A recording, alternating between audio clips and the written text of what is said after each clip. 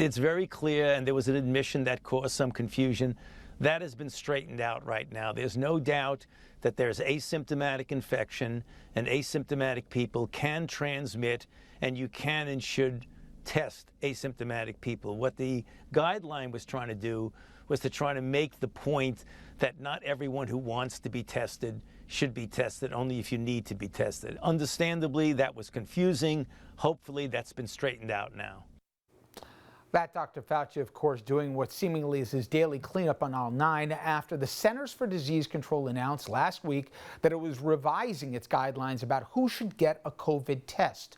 The doctor, he talking about the CDC releasing guidance saying people who have been exposed to the virus but don't have symptoms don't need to get a test. Now that is 180 degrees from earlier guidance that clearly recommended testing for all people who had come in contact with someone who's infected. This controversy comes on the heels of the FDA Commissioner Stephen Hahn apologizing for inflating numbers showing the benefit of a plasma treatment that the president has been vocally pushing for. These things, plus the FDA saying it could fast-track a vaccine without phase 3 testing, has many health experts understandably saying they're concerned about politics swaying the science. And speaking of scientists, listen to what the president had to say about Dr. Fauci during an interview on Where Else But Fox News last night.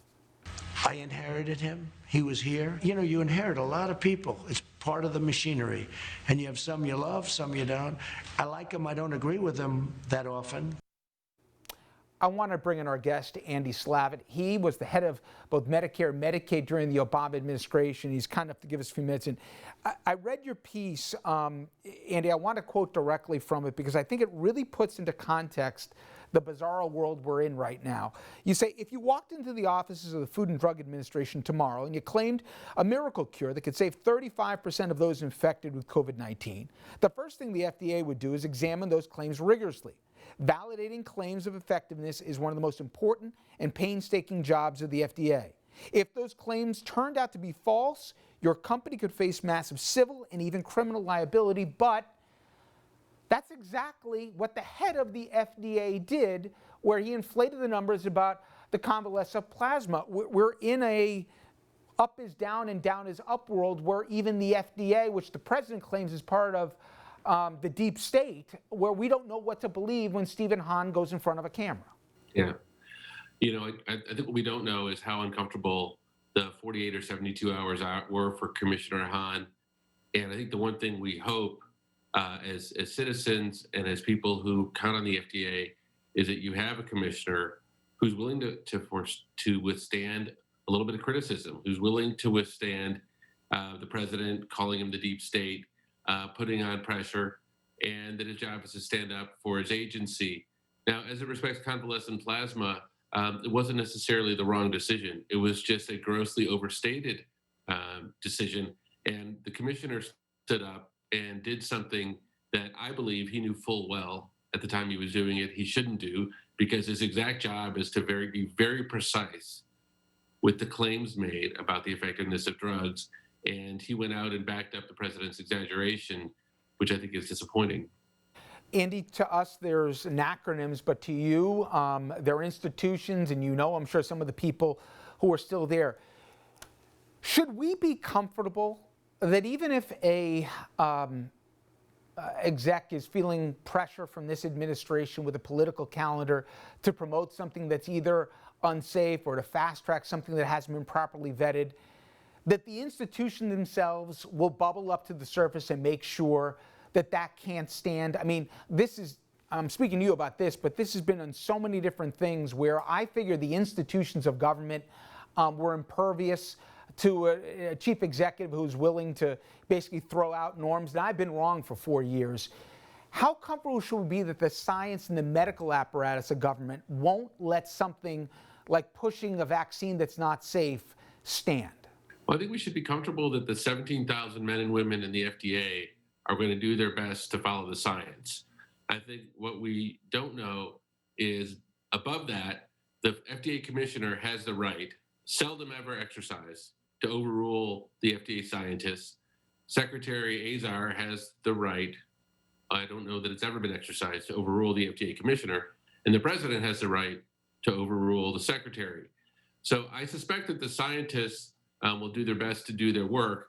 The question we have to face is what happens in a situation where, in case of a vaccine, there is that level of disagreement. And if his goal in the third week in October is to announce and even to start distributing a vaccine, nothing is going to stop him. And one would hope that we will hear from the scientific community the actual data.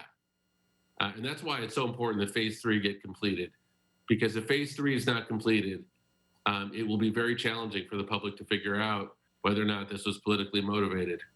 And the public has spoken to a certain degree already, Andy, in terms of, we're showing polls here of where the American public was in terms of its comfort level with the vaccine a few months ago to now, where less than half of Americans are willing to take the vaccine. And I think people make the mistake that, oh, this is just a growing anti-vax reaction. We have too big of a population already that doesn't believe in vaccines. But now, I think a rational person could say, wait a minute, this hasn't gone through the proper clinical protocols.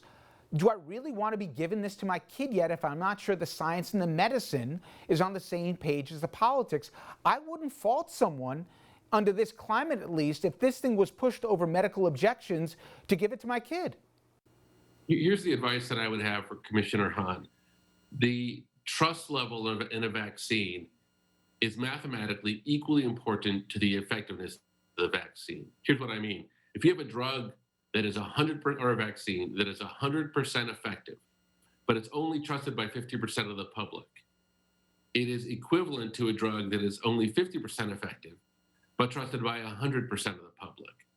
So he has responsibility for and should try to maximize both of those. And if by releasing a vaccine in October, even if it has good early data, then, and he is reducing the trust, then the vaccine, and I'd say all future vaccines, take a very, potentially a very big hit. Because to reach herd immunity, we don't just need ourselves to take the vaccine, we need the majority of people to take the vaccine. And just if I could amplify Andy's point, this isn't just about the COVID vaccine. We're seeing this now. Vaccines for, diseases that we've conquered in this country. All of a sudden sprouting up again because of this lack of trust of science, in no small part to politicization. Before I lose you, Andy, I wanted to talk about a couple things that I imagine had to be really distressing to you. There are certain government programs that work and the American public believes in regardless of party affiliation. Social Security being among them, but also things like Medicare and even Medicaid. Talk about, for the public who thinks, oh, well, the president's just attacking the ACA, between talk of the payroll tax and between what he did in the earlier portion of the year, Medicare and Medicaid are under assault right now. And one of the things that we think people can rely on, including our seniors and those less fortunate, those things in the next 4 years potentially, depending on who's in the White House, could be a fraction of what they once were. In 1965, when we passed the Medicare and Medicaid laws, a third of the country's seniors lived below the poverty level.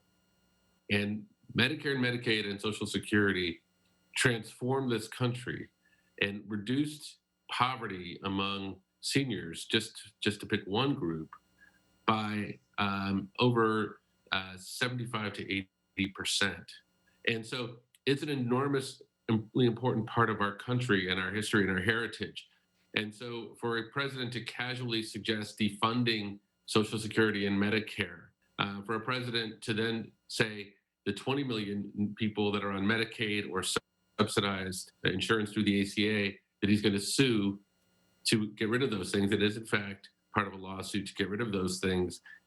At a point in time when people are losing their employment and therefore losing their insurance, is very difficult to understand. It's very difficult to have conversations like that in sort of reasonable tones, because the impact on people in real lives is devastating, and it's self-inflicted and doesn't have to happen. Andy Slavitt, I appreciate the time today. Thank you so much. Thank you. All right, everyone, when we come back, we'll be joined by a lifelong Republican who is now supporting Joe Biden. She'll explain how she's rallying other women to her cause, which is trying to make Donald Trump a one-term president.